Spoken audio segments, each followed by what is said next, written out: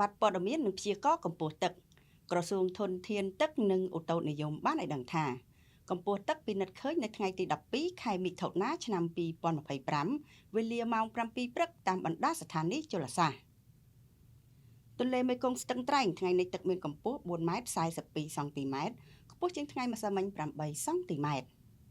ទន្លេមេគង្គក្រចេះថ្ងៃនេះទឹកមានកម្ពស់11ម៉ែត្រ11សង់ទីម៉ែត្រខ្ពស់ជាងថ្ងៃម្សិលមិញ12សង់ទីម៉ែត្រទន្លេមេគង្គកំពង់ចាមថ្ងៃនេះទឹកមានកម្ពស់5ម៉ែត្រ26សង់ទីម៉ែត្រខ្ពស់ជាងថ្ងៃម្សិលមិញ12សង់ទីម៉ែត្រ